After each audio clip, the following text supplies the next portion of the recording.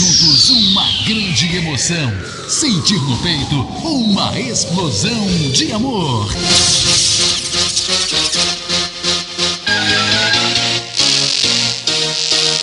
Está entrando no ar, na Catedral FM. Deus é 10. Com o Padre Jojão.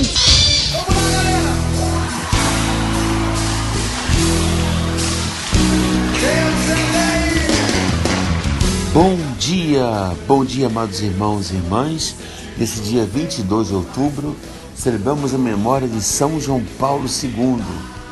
E neste ano, é o ano centenário de São João Paulo II. Vamos recordar, então, lendo a bela carta que o Santo Padre Papa Bento XVI escreveu por ocasião do centenário do Papa Carioca João Paulo II.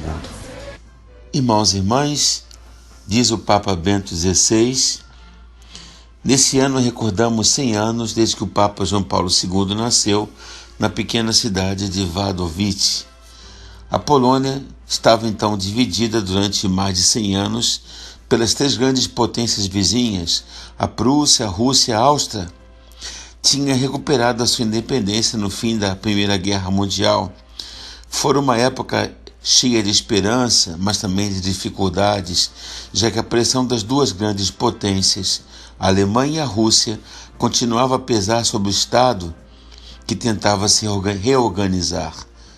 Nesta situação de angústia, mas sobretudo de esperança, cresceu o jovem Karol Wojtyła, que perdeu muito cedo a sua mãe, o seu irmão e logo depois o seu pai, de quem tinha aprendido uma piedade profunda e cálida.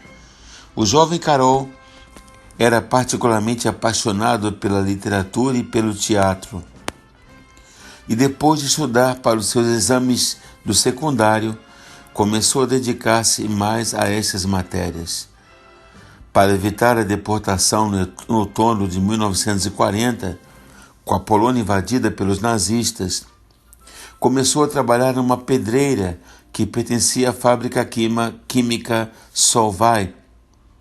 Em Cracóvia, ingressou clandestinamente no seminário e, enquanto trabalhava como operário numa fábrica, começou a estudar teologia com os livros antigos para poder ser ordenado padre em 1º de novembro de 1946. Mas é óbvio, não só estudou teologia nos livros, mas também a partir da situação específica que pesava sobre ele e o seu país. É uma espécie de característica de toda a sua vida e o seu trabalho. Ele estudava nos livros, mas experimentava e sofria as questões que estavam atrás do material impresso.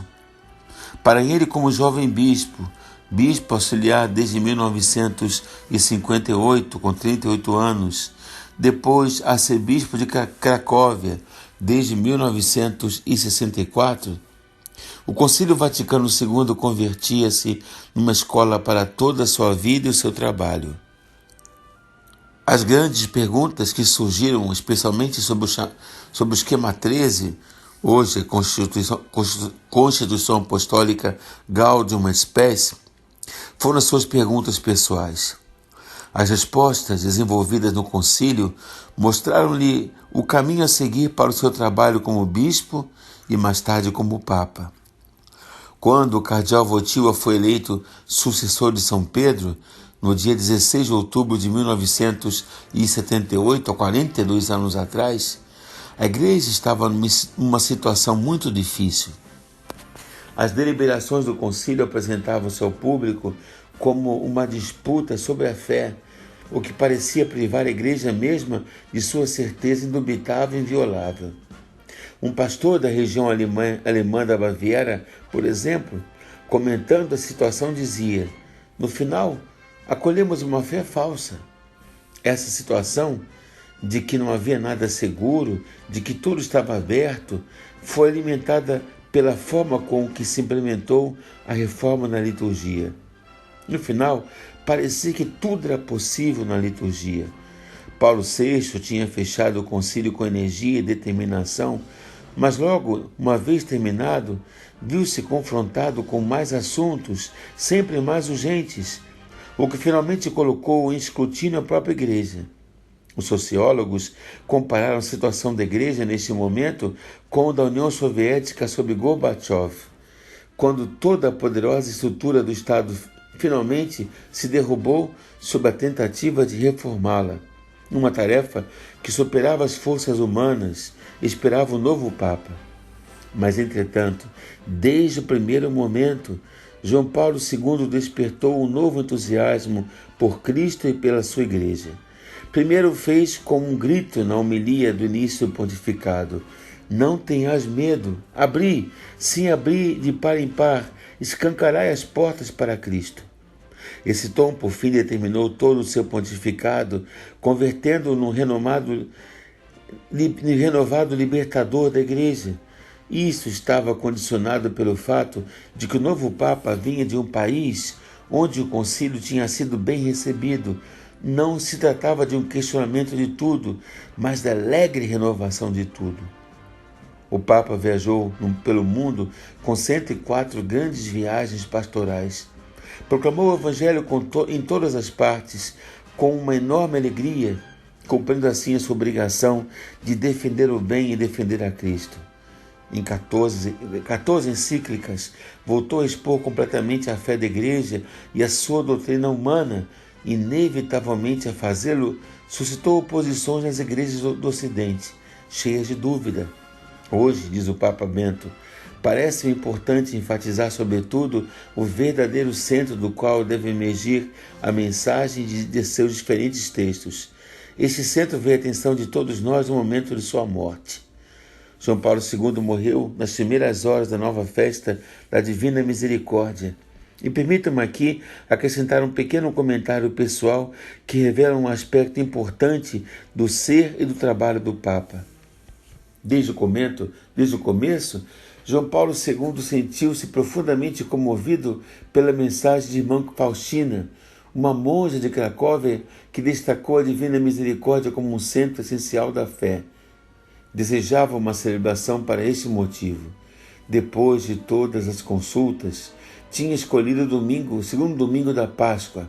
Entretanto, antes de tomar a decisão final, pediu à congregação da fé opinião para a conveniência desta data.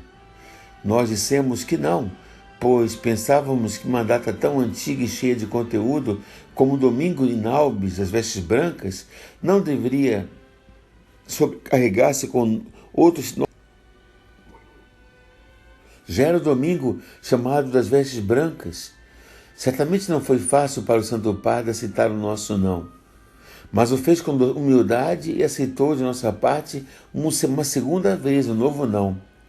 Finalmente fez uma nova proposta, deixando o histórico Domingo in Albis, mas incorporando o tema da Divina Misericórdia na sua mensagem original. Noutras ocasiões, de vez em quando, impressionou-me a humildade desse grande Papa, que renunciou às ideias daquilo que desejava, porque não recebeu aprovação dos organismos oficiais, que, segundo as regras clássicas, ele deveria apenas consultar.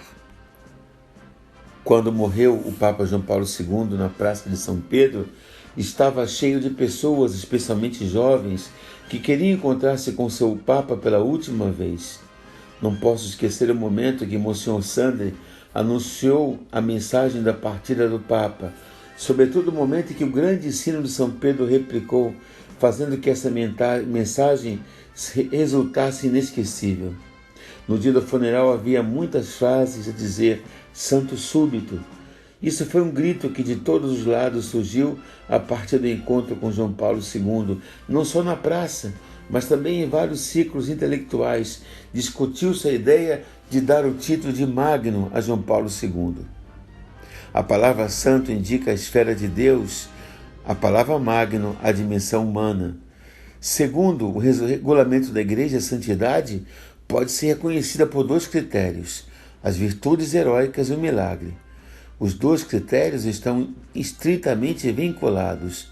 A expressão virtude heróica não significa uma espécie de façanha olímpica.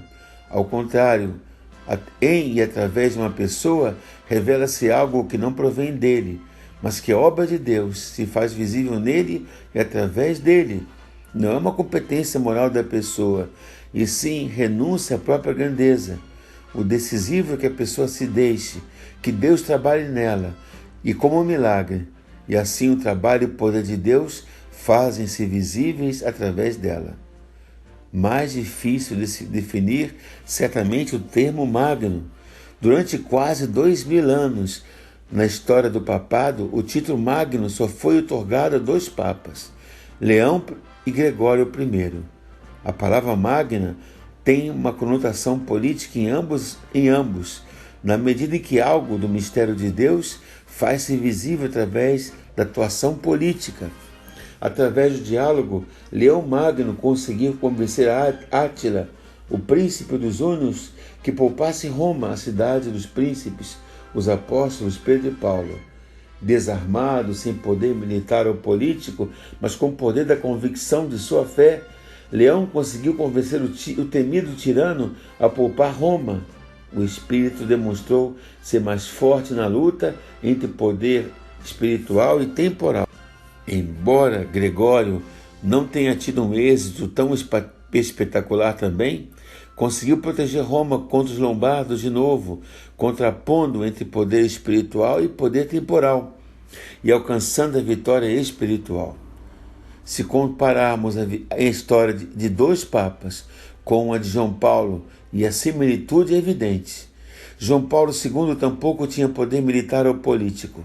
Durante as deliberações sobre a forma futura da Europa e da Alemanha em fevereiro de 1945, observou-se que a opinião do Papa também devia ser tomada em conta e em alta. Então Stalin perguntou: quantas divisões, quantas brigadas de tanque tem um Papa? É claro que o Papa não tinha exércitos ao seu dispor, mas o poder da fé mostrou ser um poder que derrubou o sistema de poder soviético em 1989, quando caiu o muro de Berlim e permitiu um novo começo.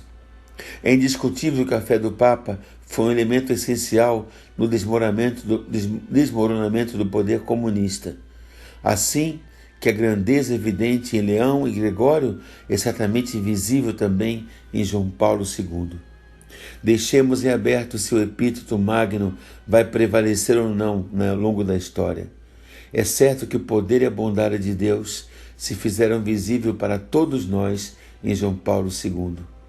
No momento em que a igreja sofre uma vez mais a aflição do mal, em que torres e igrejas são queimadas, no momento em que a igreja sofre uma vez mais, este é para nós um sinal de esperança e confiança. Querido São João Paulo II, rogai por nós. Bento XVI. Pela intercessão de São João Paulo II, abençoe-vos o Deus Todo-Poderoso, Pai, Filho e Espírito Santo. Até amanhã, se Deus quiser, fiquemos na paz do nosso Deus que é 10 e viva São João Paulo II. Amém. Catedral FM apresentou Deus é 10. Com Padre Jordão, Deus é 10.